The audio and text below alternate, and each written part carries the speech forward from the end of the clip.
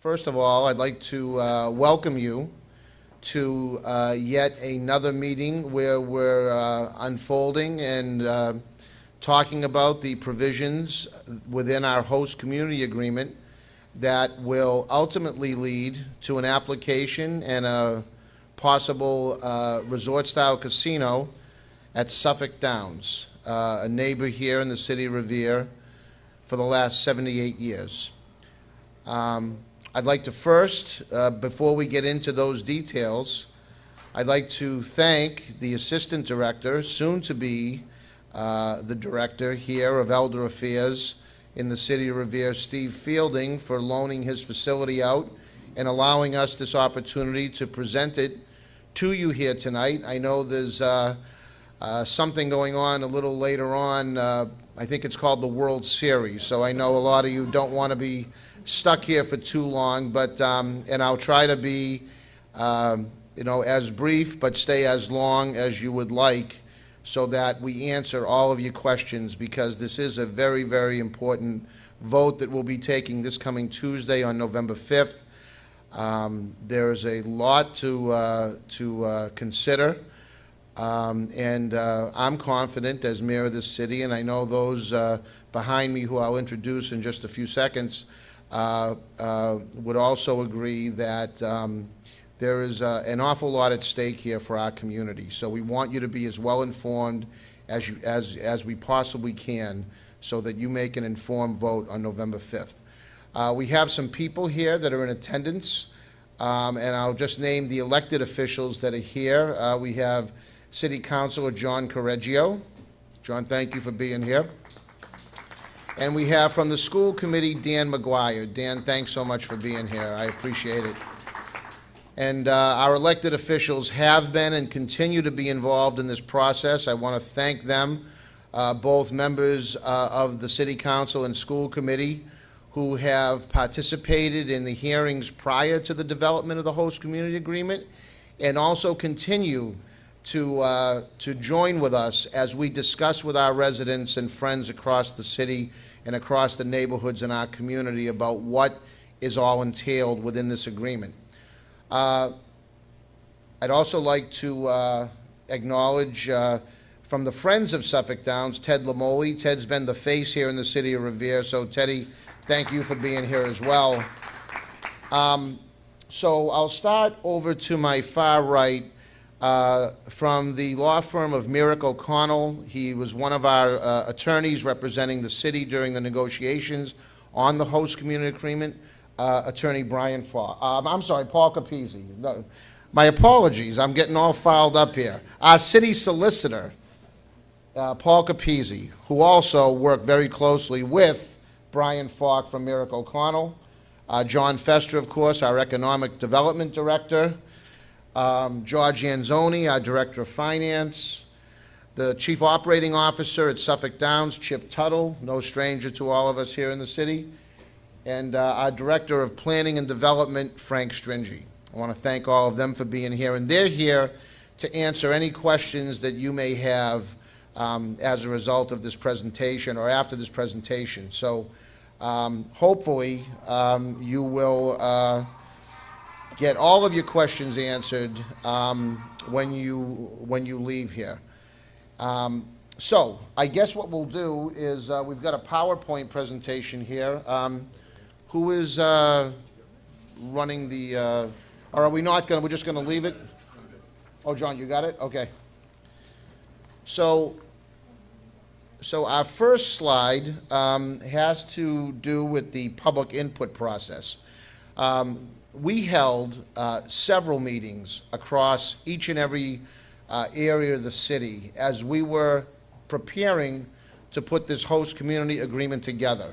We traveled virtually in every respective area throughout the city, from the Point of Pines to the Beachmont area, over to the west side of the city, and really everywhere in between. And we wanted as much input as we could possibly get from residents as to what their feelings were, not just with respect to whether they wanted to see expanded gaming come to Revere or not, but what they would like to see in a host community agreement, because a host community agreement virtually, in my mind, and I know in the minds of people that worked on the Revere side here as we negotiated through this agreement, it's commonly referred to as a mitigation agreement, and I think we all viewed it as a mitigation agreement. What is the city of Revere going to gain as a result of this project going forward at Suffolk Downs? So we wanted to hear from you everything that you had concerns about. Did you want to see new streets and sidewalks? Did you want to see new schools? Did you want to see new parks and playgrounds? Did you want to see tax reduction? Did you want to see lower water and sewer rates? Did you want to see a new senior center? These are all things that we wanted to hear from people like yourselves across the neighborhoods here in the city. And we compiled a list that I can honestly say was, and John can attest to this, probably close to 100 pages, right, of things that our residents would like to see if this project went forward. And it kind of gave us a roadmap, first of all, of what to talk about as we were putting together the agreement and negotiating the agreement with Suffolk Downs. And it also gives us a roadmap going forward should Suffolk Downs be fortunate enough to be designated as one of the licensed resort-style casinos in Massachusetts, that we have a roadmap now that we got directly from our residents as to what we should do as your local leaders here in the city of Revere going forward. So it really gave us a great picture of what the needs of the community were and what the goals and aspirations were of all of our residents here in the city. So once we were able to accomplish that, naturally we had to do a lot of our due diligence. So we went out and we performed different studies, and we did peer review with the city of Boston on some of them, economic impact studies, transportation studies, environmental impact studies. We really wanted to see from every angle, how we could address different issues that residents may have, and that quite honestly we as local leaders have with any type of project. We didn't want to go into this project blindly and just have faith that this was going to work out. We wanted to be sure that we dotted our I's and crossed our T's, and these studies actually helped us do that. And I think as a result of doing these studies and performing these peer reviews that we did with the city of Boston and working closely with the city of Boston, we were able to identify different areas that required our attention, that in turn required the attention of Suffolk Downs, and we are very satisfied that all of those concerns have been met and have been addressed within the host community agreement that we signed. One of them had to do with transportation, and the transportation improvements that Suffolk Downs will be spending is in the vicinity of $50 million, unheard of on a private project like this. In my conversations with the ownership at Suffolk Downs and with Chip, if this were anything but a casino, the state of Massachusetts would probably be kicking in $40 or $50 million to draw 4,000 jobs to a location like Suffolk Downs. Yet in this case, it's Suffolk Downs that's putting $50 million into roads and beautification and signalization projects in East Boston and Revere that we believe is not just going to control the traffic pattern or control traffic within our community, which seems to be a big concern for a lot of people. We feel, and this is both Revere and East Boston, or Revere and Boston officials, we feel that traffic will actually improve. That's with the casino. Traffic will improve as a result of these improvements that are being made. So I know it sounds counterintuitive. It sounds like there's going to be this $1 billion facility that we're going to have here at Suffolk Downs, and that, geez, there's going to be so much traffic, we're not going to be able to back out of our driveways.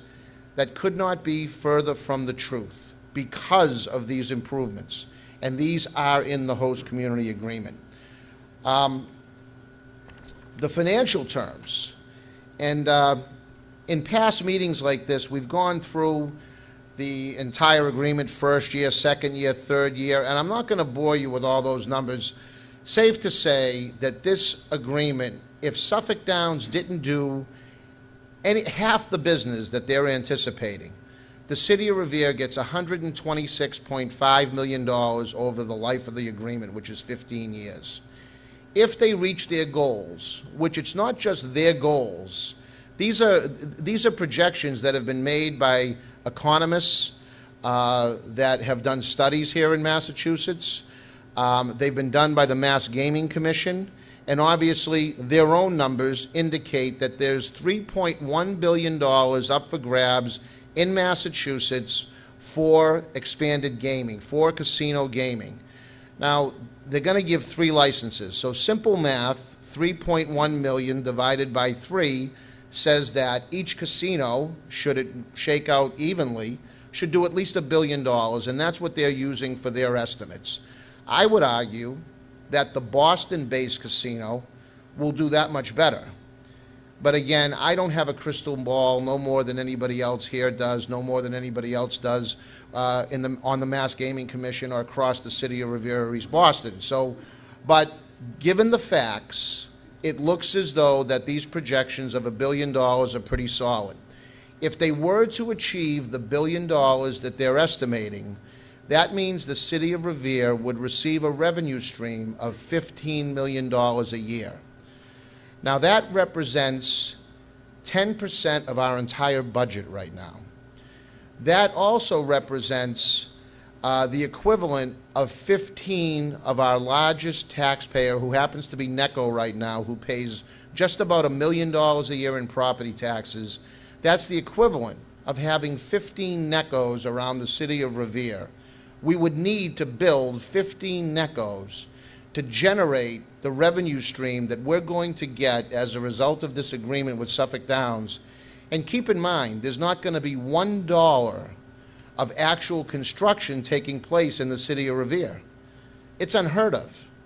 You know, some people have said, well, I don't think this deal is good enough. Find another deal anywhere where a city is receiving a revenue stream of $15 million and promised hundreds of jobs without 1 ounce of construction being done in their respective communities. I don't think you could find it.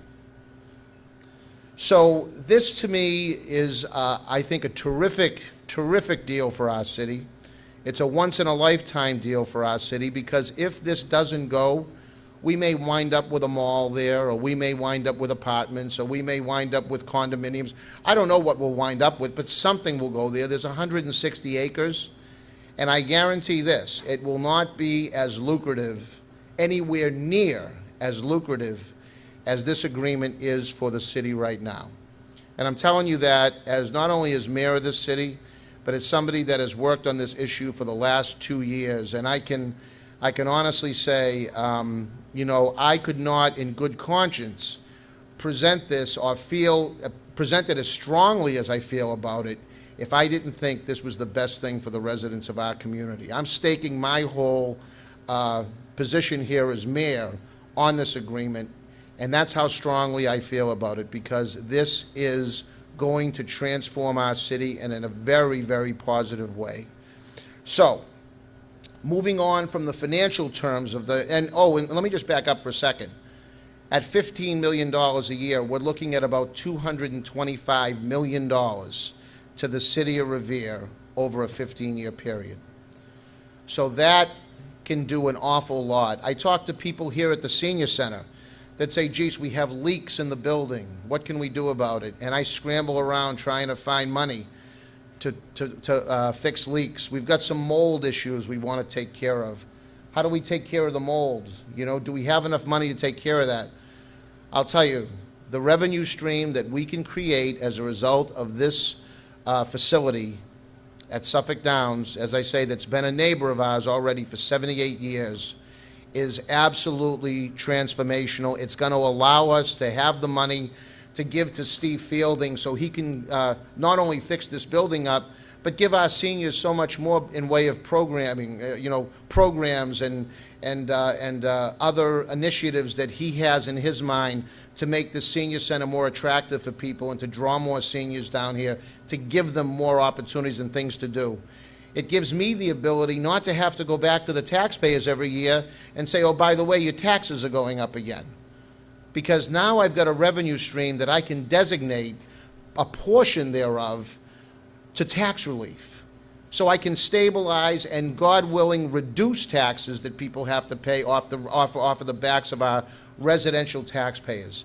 The city of Revere has long been very top-heavy with residential properties, and that's the reason why taxes keep going up, because our bills keep going up. The cost of health care, cost of trash pickup and disposal, and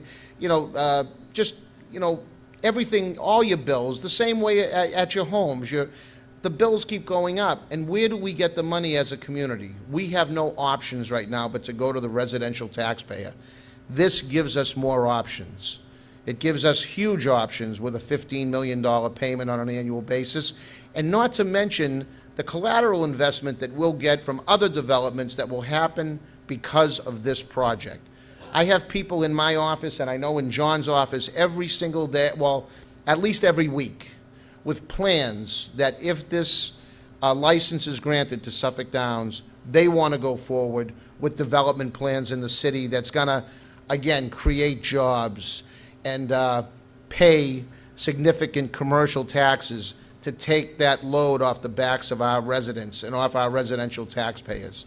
And what better gift can I give to our taxpayers, to our residents here in the city, than that of tax relief? So I'm very, very excited about having that opportunity. We talked about jobs. In the agreement, 10% of all jobs at Suffolk Downs during the construction phase and the operational phase, which they estimate to have about 4,000 jobs when fully operational. 10% of those are promised to Revere residents. And that's a minimum. That's not to say that if we had 400 jobs that have been filled by Revere residents, that the 401st person walks in and is going to be refused.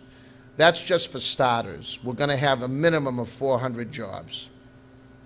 Again, in a city of 55,000 people, a big, big number. To be able to have 400 people lined up outside and know they're going to have opportunities at Suffolk Downs is something that is a tremendous thing for us to be able to do as a city, to put food on 400 families, on the tables of 400 families. Just absolutely unheard of any project in this city's history.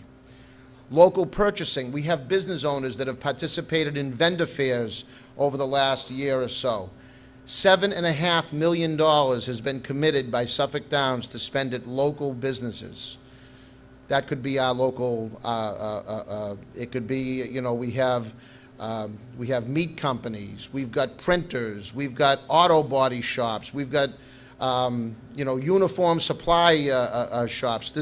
We've got livery services. We've got so many different businesses that can benefit as a result of this agreement. $7.5 million will be spent. In all, they're going to spend about $150 million a year in goods and services. So again, they'll spend $7.5 million because that's what they have to spend in Revere. But if they spend $10 million, there's nothing that says they can't spend $10 million in our community either. So I try to tell people, those entrepreneurs that are out here in the city, there's plenty of opportunity as a result of this project going forward. So another very, very exciting thing for me as mayor. And not to mention these local businesses that will get that bump because of the $7.5 million that they're going to spend here in the city. Well, don't you think they're going to be expanding and hiring people as well? So there's more people that are going to be able to be put to work should they want to go to work. That's more tax revenue to the city, again, coming off the backs of the residential taxpayers. So lots of exciting stuff. We're going to move on now just very quickly to community improvement projects. As you know, we are building a new Harry Delarusso Stadium. It has long been in need of repair, and we were very, very fortunate to get a $2.72 million Gateway Parks grant from Secretary Sullivan and his team over at Secretary of Environmental, or the Office of Environmental Affairs. We had to bond from the City Council $2 million to complete the project, because it's going to cost us around $5 million to build. And we didn't want to turn back the $2.72 million in grant money, because we know we need a stadium, and the City Council recognized that, so they stepped up and they allowed the city to bond for the extra $2 million. Well, during our agreements, the team you see here behind me, minus Chip, obviously, he's with Suffolk, but thought it would be wise for us to ask Suffolk Downs to put up $2 million to, instead of have to bond it, to pay for the remainder of the stadium. So this way here, we don't have to take that $2 million, go out and bond it, and have the taxpayers have to pay for that $2 million. So again, another way to relieve the burden off of our residential taxpayers. Suffolk has stepped up and said, we are going to pay for the balance to put that new field into effect. So again, a great, great project. They have committed $1 million for us to start to look at planning and development of a new youth center.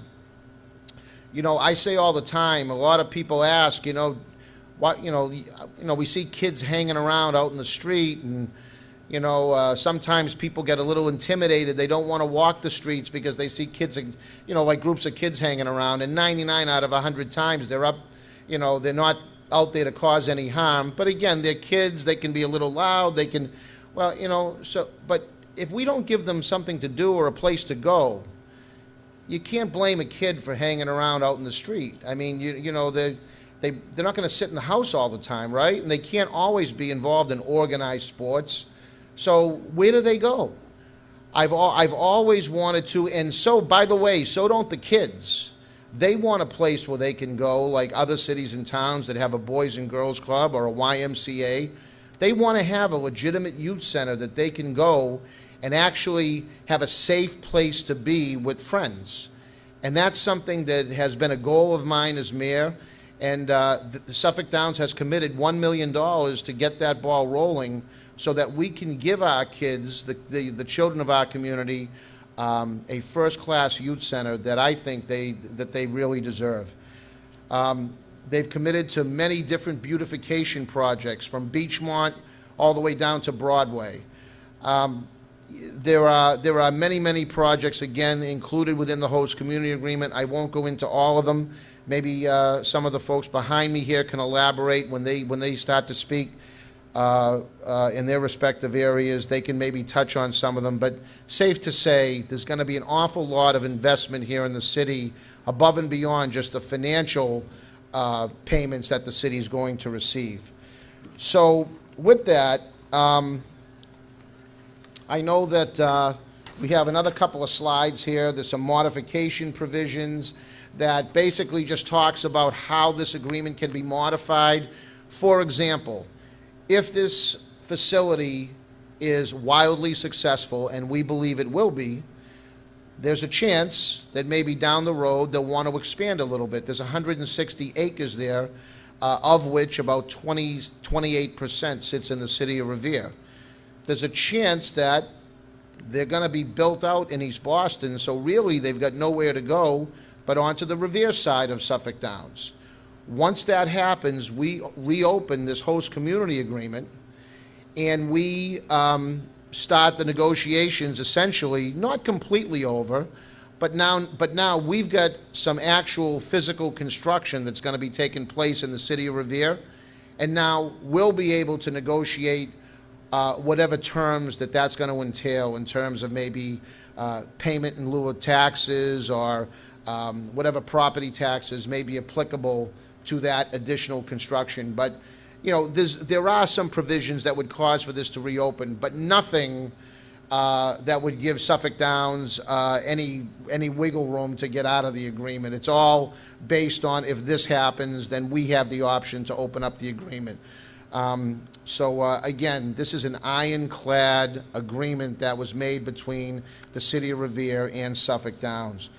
I have my whole economic development team here with me now that can answer any questions. I'd like to thank all of you who have taken the time to be here again. We were talking about some of the things. I know at the last meeting we had, for those of you that live in the Point of Pines, a question came up from Councilor Powers, who represents that area, about opening up the Point of Pines Fire Station. And that's absolutely something that I would love to do, and I know that Fire Chief Gene Doherty would love to do it too. But again, it comes down to finances. And again, this is just one option that we have as a community to help ourselves. We can help ourselves by going out and voting yes on November 5th for this project, so that we can open up the Point of Pines Fire Station, so that we can provide tax relief for people who need it desperately, so that we can provide some additional funding to help ease the pain of these increasing water and sewer payments, sewer bills that we get every quarter. This is going to give us the ability to do that. And so, for those of you that might be a little fearful, well, there might be one or two issues that please ask us the question so we can clarify. There's a lot of misinformation that's being put out there. I mean, here's one, well, actually two. There's a flyer going around saying that your auto insurance rates are going up. Now, fortunately, I happen to have been in the auto insurance business for the last 28 years. I have no idea why a casino would cause your auto insurance rates to go up, unless everybody in Revere decides to start driving erratically. There's no reason why your insurance rate should have to go up. Again, misinformation. You've got another report that said crime's going to increase. Find one study, because I know I've looked, one study that says crime increases because of a casino. Doesn't happen. If anything, we're going to be able to add 15 to 20 police officers that's going to keep this city safer. You'll be getting sick of seeing police officers, is my opinion. We're going to be signing a joint jurisdiction memorandum of understanding with the state police, the Boston police, and the Revere police that's going to provide so much police protection that, as I say, you guys, people will start to complain that they're seeing too much police presence. And I happen to be a big believer in police presence. I like when I see a cruiser driving by my house. And I think most people feel safer when they see police presence out in the streets, walking a beat, or driving through their neighborhoods. You think the criminals are going to want to be where the police officers are? Or are they going to want to move on and find another place where maybe there's less police protection? I tend to think our streets become safer because of this project. So please don't buy into this misinformation that you're seeing out there unless they can somehow substantiate it. But to go out and try to use scare tactics and scare our residents and give them bad information so they don't vote for this is absolutely reprehensible. And I'll say this, our community is at a crossroads here. This is very, very transformational, as I say, for our city. We can choose to take a partner that's been a partner with the city for 78 years and by all accounts been a great neighbor, and give them the opportunity to get off life support and put $1 billion of construction in the ground that's going to help us in all these many ways that I've talked about. Or we can see them pack up and leave and then wonder what's going to go there. So with that, I will open it up to questions. I know some of you, have heard a lot of information, those of you that are here, and probably a lot to digest, but there's people here behind me that are willing to answer whatever questions you may have. Councilor Correggio. Hold on one second. I want to commend you and Suffolk Downs for putting an excellent package before us. The only question I have is some people come up to me, and since Seasons withdrew, nothing has changed. The package hasn't changed. The agreement hasn't changed.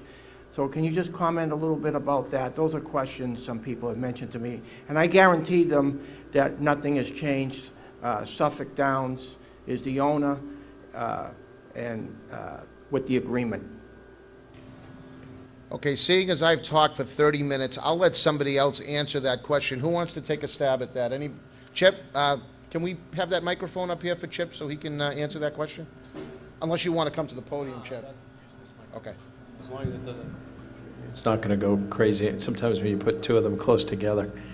Thanks, Councilor Correggio and Brian Falk, and Paul, I'm sure could handle this as well. So, Councilor, the agreement is between Suffolk Downs and the City of Revere, and it wasn't between Caesars, our prior gaming management partner, and the city. It was between Suffolk Downs and the city. And so the agreement, the host community agreement remains in full effect. We are bound by the provisions of that host community agreement. We are happy and honored to obligate. We are obligated to honor the host community agreement. We're happy to do that. So nothing changes, and it turns out just before we parted ways with Caesars as a partner because of concerns from the Massachusetts Gaming Commission about Caesars' suitability. And on my way over here tonight, a little after 5 o'clock, the Massachusetts Gaming Commission put out a positive report on Suffolk Downs' suitability, an affirmation of our suitability to move ahead by a unanimous vote of the Commission. They have said that Suffolk Downs is suitable to move ahead with the project, so we're very excited about that.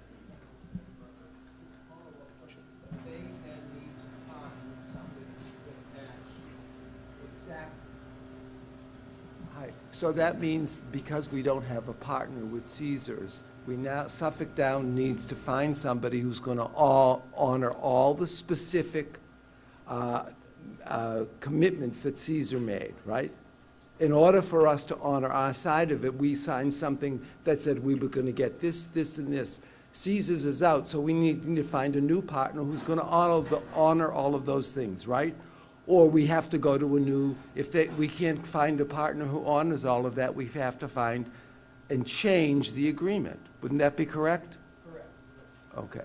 So, yes, and we haven't made any decisions yet. You might imagine there's strong interest from major first-class gaming operators in this market, both because of the attractiveness of the Boston area market and the Massachusetts gaming law, which only will award one license in this region, right, and because of Suffolk Downs' location. We have a premier location where we have great infrastructure already, things like that. So we're in discussions with a number of companies, but it's pretty much a take it or leave it discussion. I mean, the host community agreement with Boston, the host community agreement with Revere, those provisions we're obligated to live up to. And as I said before, we're happy to live up to them, or we wouldn't have made the agreements. Both of those agreements actually contemplated that we may not have the same gaming manager forever. Both of those agreements included provisions whereby we could, if we parted ways with Caesars, we could introduce another company. So there are lots of provisions in those obligations, lots of provisions within those agreements about the quality of the facility, our commitments to the communities, local hiring programs, local spending. Any new partner that we would get is bound to live up to those the same way we are. Right? We're not assigning those agreements to somebody else.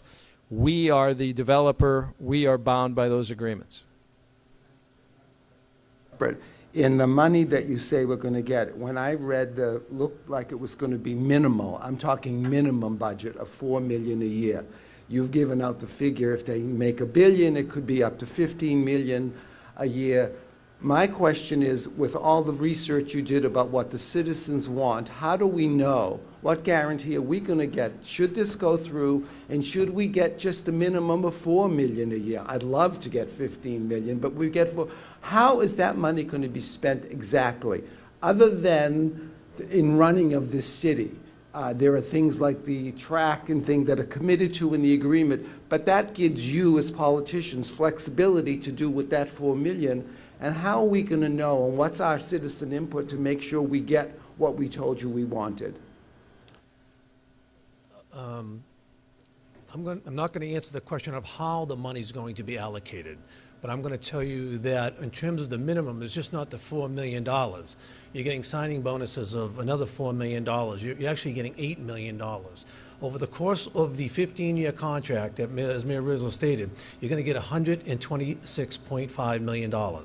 Minimum, no matter minimum. We looked at it from a very aggressive approach in terms of percentages of how we wanted the highest percentages we could possibly get, but we also took in consideration that these projections of $1 billion. We think that Suffolk is going to do extremely well, but we took a conservative approach and said, okay, what happens if that doesn't happen? What do? We want to do a lot of good things in the city of Revere. As the mayor stated, we had a public input. How we determined our minimum values was that we got the input and we put costs associated with that. We met with the fire chief, the police chief, the superintendent of public works. So when there's a lot of misinformation out there that no monies are going to education or public safety, that's false information. That's within the minimum criteria that we have over the course of the 15 years. We feel very, very strongly that the projected figure is going to be around $209 to $220 million. Okay, and we feel that's fairly accurate. But in terms of the allocation of monies, the monies will be there to be able to cover, as Mayor Rizzo has stated, property relief, water relief, to be able to do capital improvements. There's so many items that we took into account, put costs associated with it, and then determine our minimum values. That's why we feel so good about this agreement. It's a very, very lucrative agreement, no matter if Caesars does well or it doesn't do well. So we feel that we'll be able to provide the citizens in the city of Revere wonderful opportunities to do great things in the city. In terms of the allocation of the monies, that's, it's within the budget for X amount of dollars. There needed to be some flexibility because sometimes things change. There may be more monies needed in education. There may be more monies needed in public safety. So the question came about is we didn't want to do it on a line item basis because if you're stuck at that particular figure, if you needed more funding for that, you wanted to be able to do so. So there is some flexibility in terms of the allocation of monies with the mayor and the city council, but the monies will be there.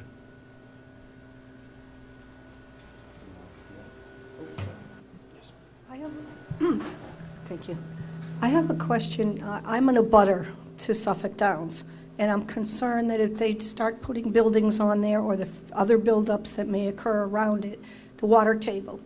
We're located near the ocean. Water table is a major issue, and I'm frightened that that water table is going to become more and more of a detriment for those that are living near Suffolk Downs, because as the buildings are there, the water will rise, I feel, and it frightens me. So that's one of my concerns that I have, and I'm just wondering if the infrastructure is taking that into account to be able to handle that problem. Thank you for that question, and that's an excellent question. I think I'm going to have, Frank, would you like to tackle that one? That is a very good question.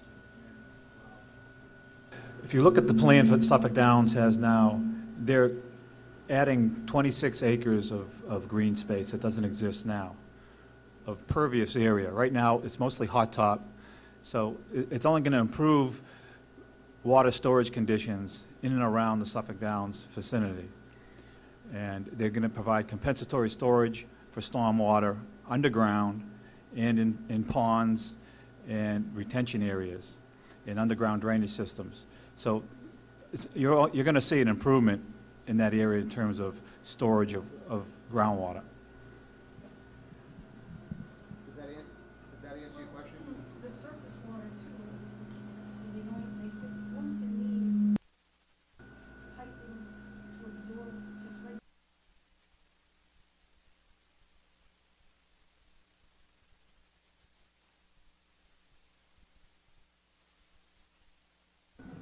Even without those buildings, they can't really handle the water situation as it stands right now anyway. Eddie. All right, I can. Chip, you want to?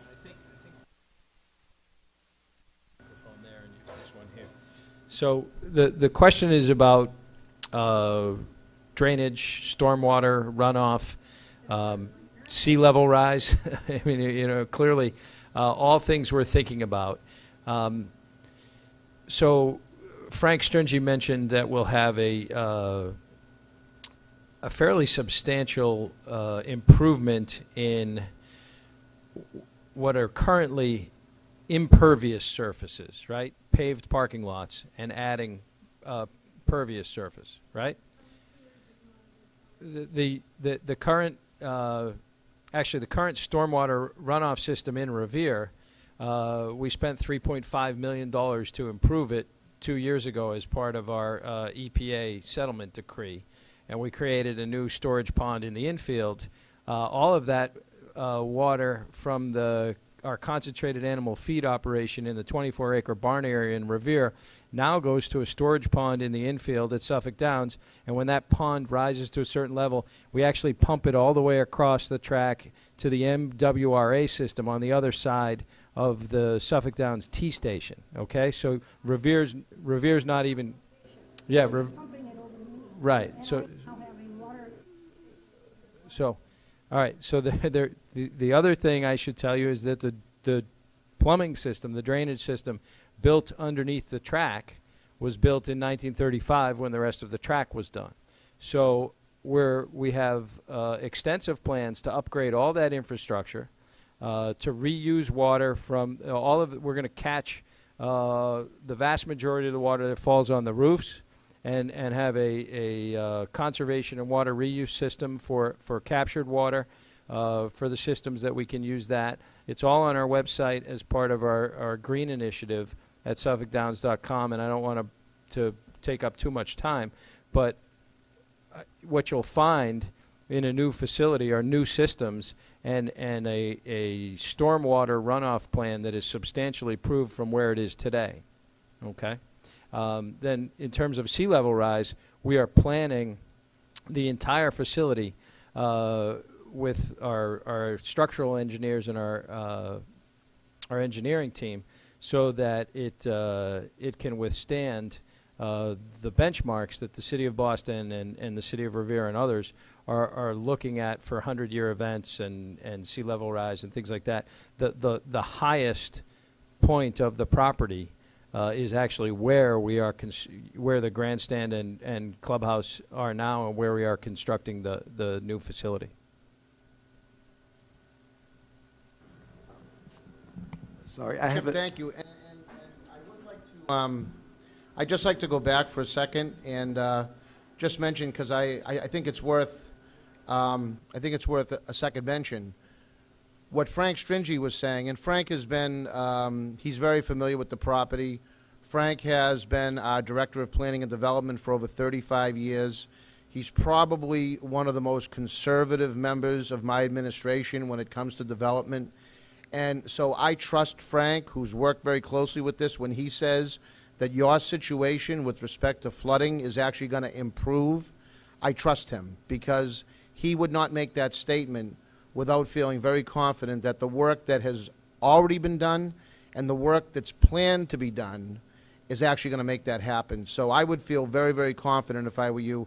And when Chip mentioned that the water is going to be pumped over to the MWRA over the other side of the track, he didn't mean out into the street, right? He meant into piping that's in the ground.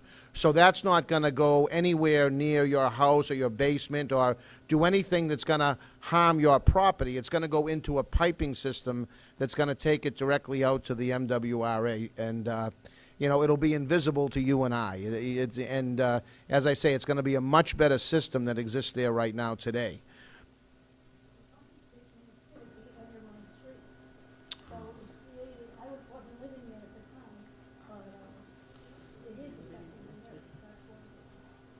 Yes,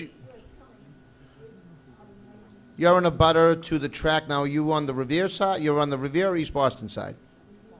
Washburn Ave? Okay. So you're right.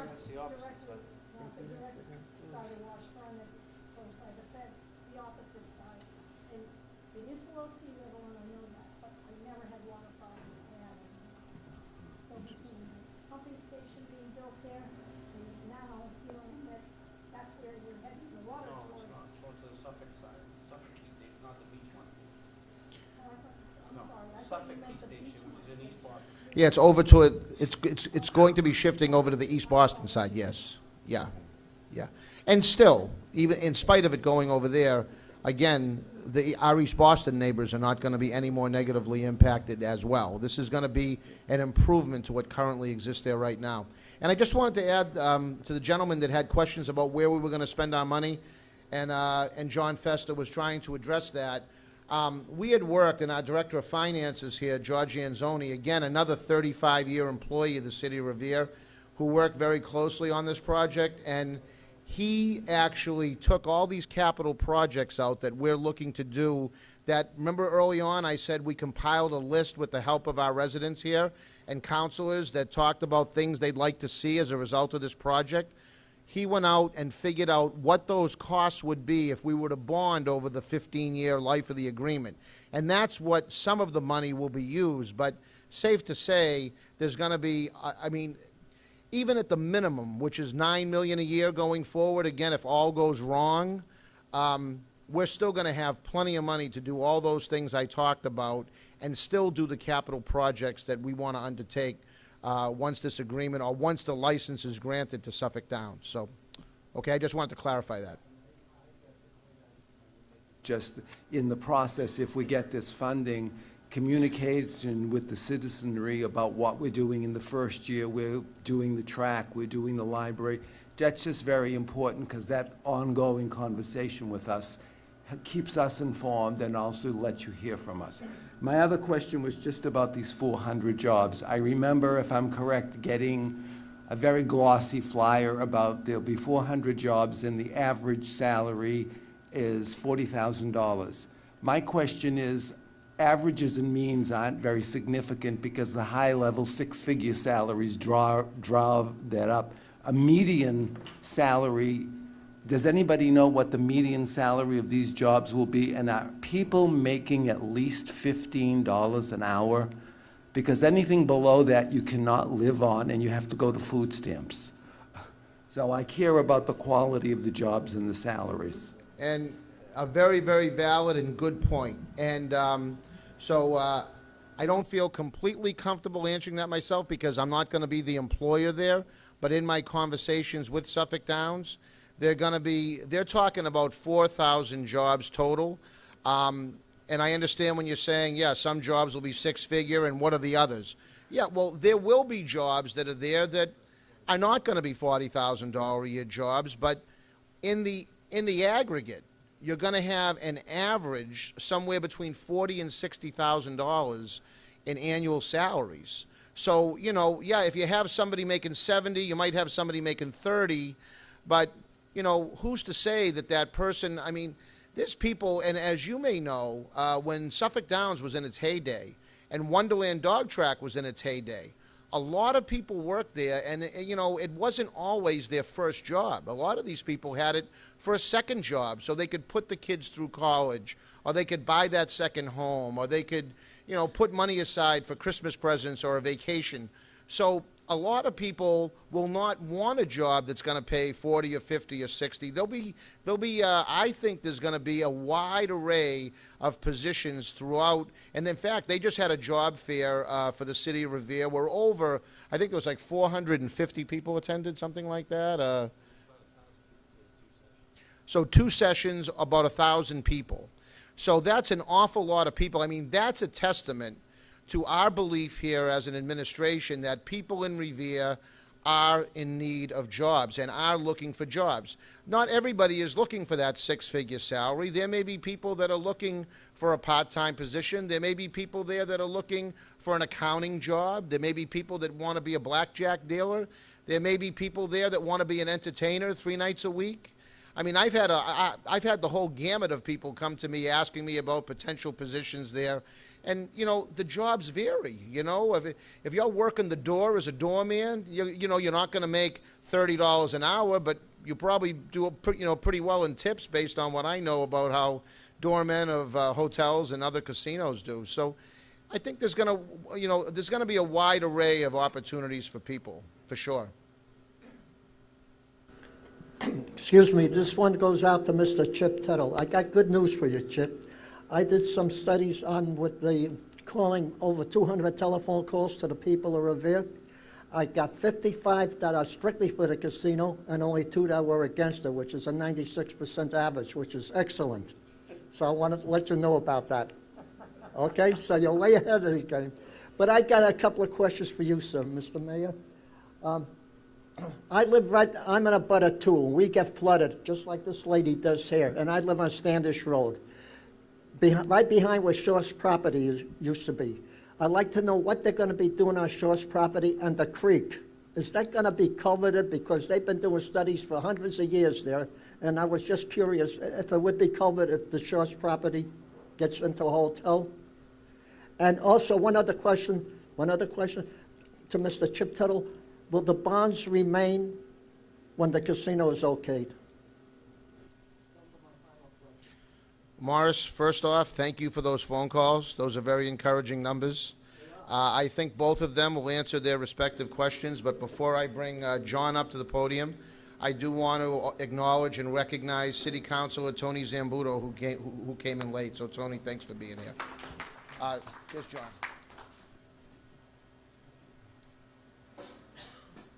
Mr. Morris, to answer your first question, what's been happening with the Shaw's property, there's been numerous developers that I've been dealing with that are looking at that property right now. John McDonald from Boylston Properties is representing Mr. Seratani. And there's been ongoing negotiations with 3 different entities on that property. They have not signed an agreement yet, but it's a situation. There's a lot of interest in that property from commercial development, hotel, retail. So we're looking at that very closely because we know that the neighborhood is sensitive to that. We also know that that's a very viable property for commercial use. So we'll know very soon. I think the negotiations are getting closer. I spoke with Mr. McDonald 2 days ago, and he wanted to have a general consensus of where we stood in terms of what we thought about the granting of the license. Do we think we're going to get it or not, and so forth. So there's a lot of questions that he did have, but there's numerous developers that are looking at that particular site. In terms of answering your question about the ditch, one of the first things that Councilor Novoselsky did when I met with him, I met with all the councilors to see what their concerns were.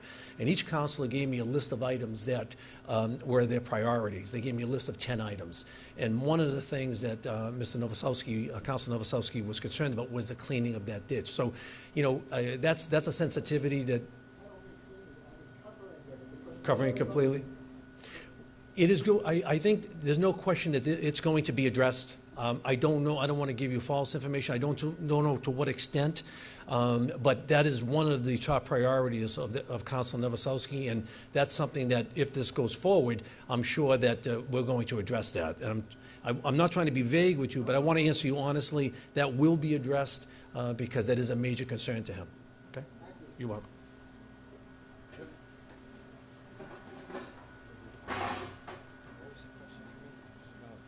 Morris, thank you very much. The question was about the barn area. We do have the 24-acre barn area in Revere that is the seasonal home to 700, 800, sometimes 900 horses, depending upon our racing program. The Massachusetts gaming law, the statute says that if we earn a license, we're successful, then we have to maintain our racing license while we have the gaming license. Okay? We were happy to do that because it was part of our plan all along. For those of us, I first started working at the track in 1991, and saving racing, preserving racing, and the 78-year legacy of our facility is part of our motivation for this proposal. Gaming development at the property preserves racing. Some other type of development at the property very likely does not, right? But the mayor mentioned earlier that the city of Revere would like us to look at development in the barn area. So if we're successful in a future phase, that's the area that we're looking to develop next. Because we have to maintain racing at the facility, doesn't necessarily mean we have to keep the barn area there. We could reduce the number of barns from what they are now, and other tracks do that. They have off-site training centers where the horses are stabled off-site, and the employees that take care of the horses are off-site, and they ship in for the day of the races, and then they ship back out. In fact, Gulfstream Park in Florida, which is a very successful racetrack on the East Coast in Hallandale, Florida, its barn area doesn't have enough capacity for all the horses that want to run there. They have a training center about an hour away, and they put the horses at the Palm Beach Downs Training Center on trucks and ship them in for the races and things like that. So we are committed to working with the city on future phases. We have some plans for the barn area right now, but whether the barn area stays there forever would be determined based on how successful the facility is and what other alternative development we could look at. Sure. About the jobs that will be at Suffolk Downs, will the veterans be given first preference? Well, first preference goes to Revere residents and Boston residents, but we have a commitment to veteran, minority, a diversity hiring program that's out. Not only that's outlined in the gaming legislation, but that's outlined in our host community agreements as well. So we're looking forward to trying to put some of our returning veterans back to work.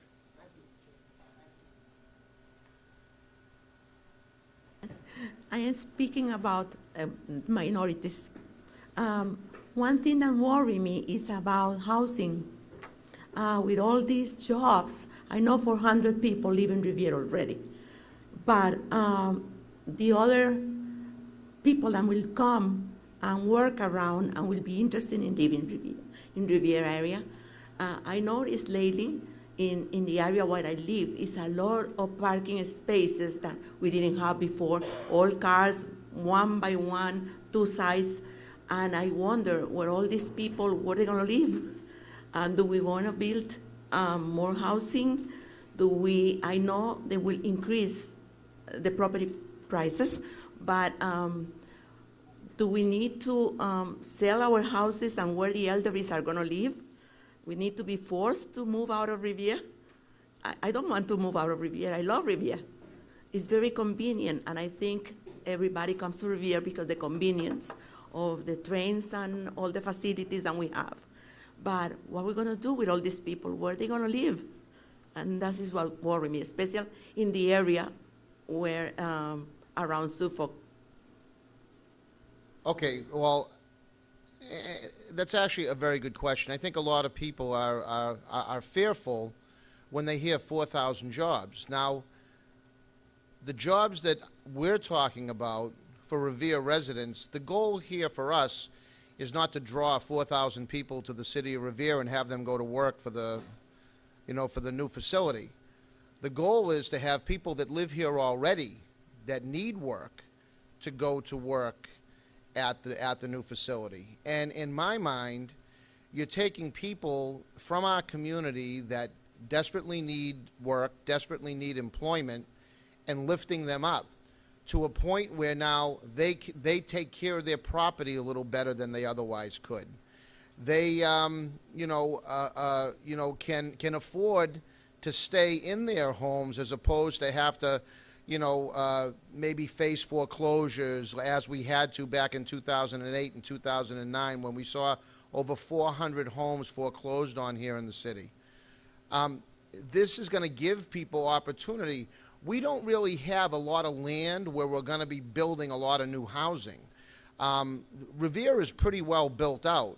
The only place that we're looking at maybe putting some new housing, if you want to call it that, which would be apartments, would be down at Wonderland train station. And the reason is that whole project was built down there or is being built out down there as part of a transit-oriented development project. And that means that people will not have to use their vehicles as much. We actually gave them special zoning that called for less vehicles having to be parked down there, because the goal of that project is to have people use public transportation. And we've limited these apartments to 1 and 2 bedrooms, so they're not conducive really to families. They're more conducive to maybe retired people or people who are working people, maybe a working single or working couple, but not really conducive to families with, lots of kids putting extra pressure onto our school system and so on. So I think your fear, and I can understand where it comes from, but I don't believe that is going to be the case. I think the jobs that are going to happen naturally and organically from our own residents here in the city. Chip just said about 1,000 people from our community went there. Now, these are people that live here now. They went to the job fair in 2 different sessions to inquire about possibilities of working at the new facility. So I see this as nothing more than lifting up our own residents who are already here, not drawing more people to our community, but helping people that already live here. And to get back, and I know this wasn't part of your question, but I want to talk about this agreement for a second, because again, I've read some things recently where, people that aren't in favor of bringing a resort-style casino to Suffolk Downs, to the city of Revere, are making some claims and saying that, the agreement's not ironclad and that we should have used other, that we didn't have a team of experts. Paul Capizzi is probably one of the best city solicitors in the state of Massachusetts.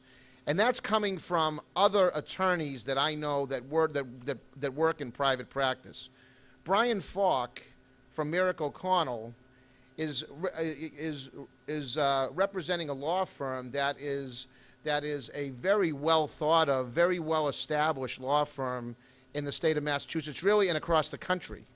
So, we didn't go into this blindly. We went into this and tried to cover all of the areas that we thought would impact our community. And, it was a team effort. We all kind of put our heads together, including, as I say, our own residents here in the city from across from across every neighborhood, and our city council and school committee members who obviously want to see strong benefits come from this agreement. So we have taken all of these areas of concern and interest that our residents have had, and I feel addressed them in a very, very adequate way that will satisfy, at the end of the day, will satisfy all of our residents.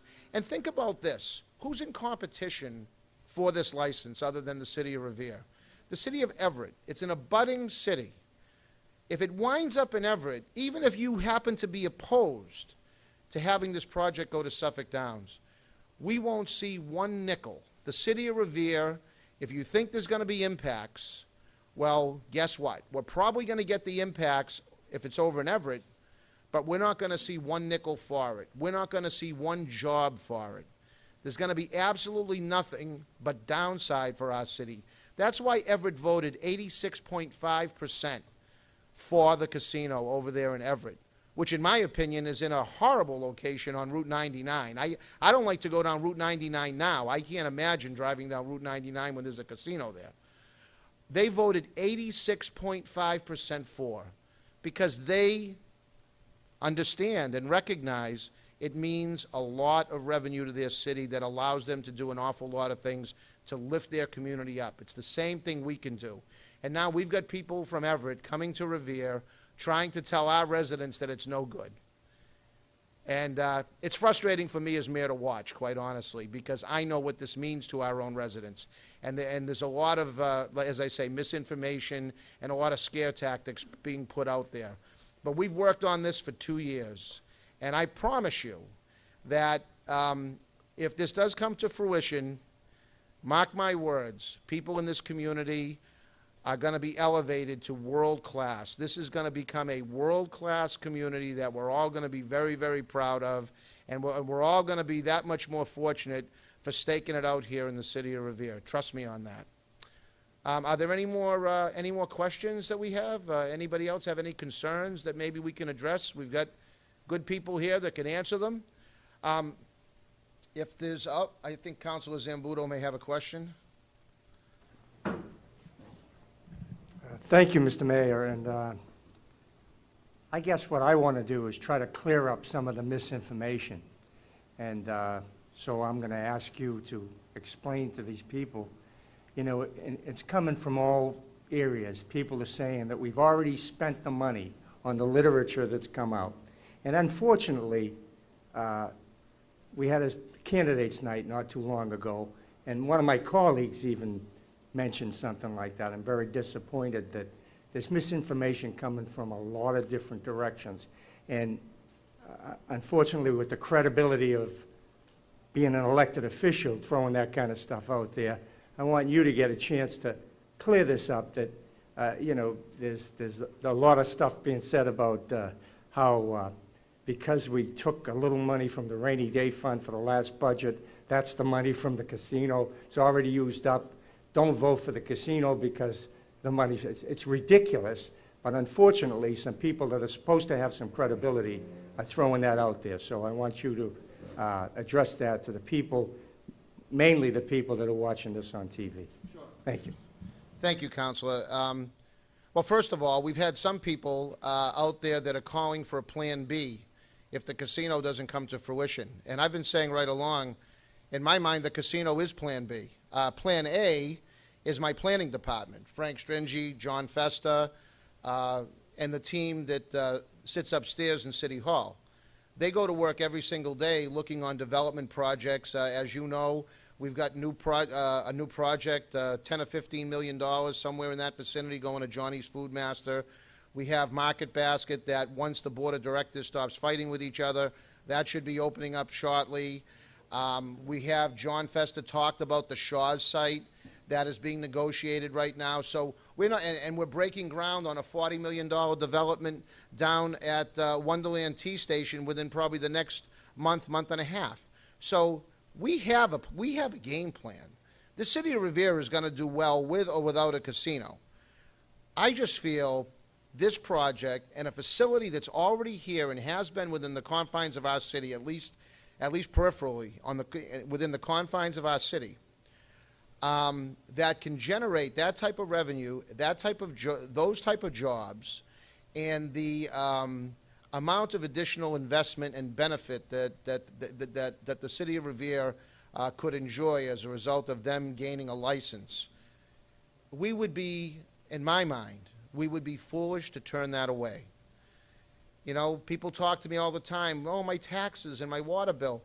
This gives me the opportunity as mayor and the next mayor to provide you tax relief and provide you with, you know, some water sewer rate relief. You know, to get back to Councilor Zambuto's point about we've already spent the money. No, we haven't spent the money. I don't want to convolute the issue because I know that the councilors here will understand it, but safe to say that, yeah, to balance our budget this last time, I had to take $1.5 million out of our stabilization fund. What they're not telling you is that about 45 days prior to that, I put $2.8 million into that stabilization fund and told them that I would probably need about 1.5 to balance the budget, which we did, and the city council, but for one councilor, voted for it. Otherwise, had that one councilor had their way, I would have been laying off probably somewhere between 20 and 25 people, which I don't know how that would benefit you as you as the residents. But nonetheless, you know, the money has not been spent. You know, we will, in conjunction with you, the residents, and the city council, talk about ways that we're going to, as I say, provide all these capital improvements and the tax relief and everything else that I've talked about for the last 6 months, or actually the last 2 years since we started negotiating this agreement. And as far as communication goes, for those of you that you know, have dealt with us here up in the mayor's office or with any member of my administration, we try to keep a dialogue constantly going with our residents. My goal is to keep you as informed as I possibly can. You know, we send out a monthly newsletter to let you know what's going on. We are doing now public service announcements in conjunction with Revere TV, and I have to thank Revere TV. I know Rob Dunbar there, you know, he's back there as he always is, covering this meeting. Sergio's back here. I see Ed DeVoe, who is always there doing, he does a monthly meeting with me and what's called Conversation with the Mayor. He does other meetings with other people around the city. Our goal is to keep people as informed as we possibly can, and that's going to continue. So once this comes to fruition, believe me, you people will get tired of seeing us at meetings or on local access cable, because we want to put out as much information as we possibly can to keep you informed of what's going on. You probably get these code red phone calls all the time, these recorded messages to keep you posted what's going on in the city. So that's very important to me, to keep information flowing between our residents and city government. You should be informed, and you will be informed as long as I'm mayor. So unless there's any other questions, I want to, Morris? Yeah, go ahead. Before the election, would you put out that 911 reverse call, I believe it's called? Are we going to do a reverse 911 for the election?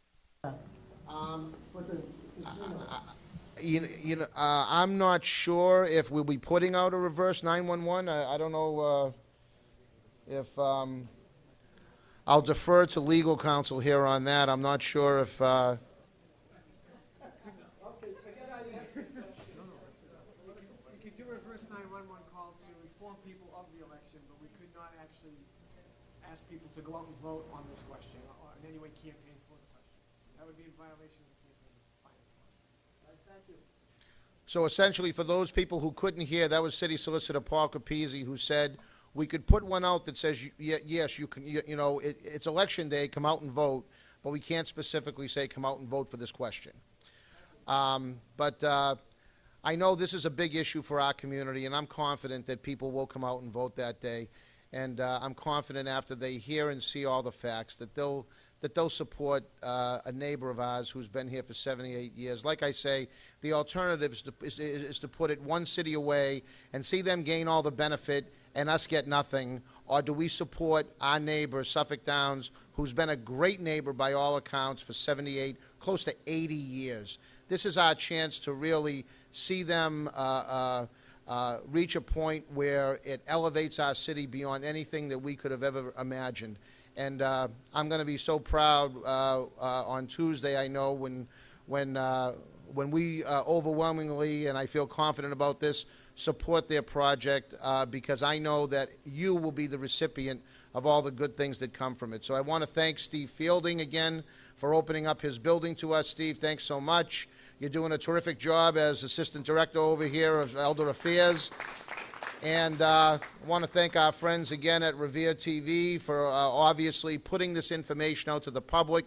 Again, this has all been in an effort to make this as transparent and open to the public as we possibly can. So remember, Election Day is November 5th. It's this coming Tuesday. I hope you all get out and vote. I want to thank everybody that's been with us here tonight behind me. And go Red Sox. I'll see you all later.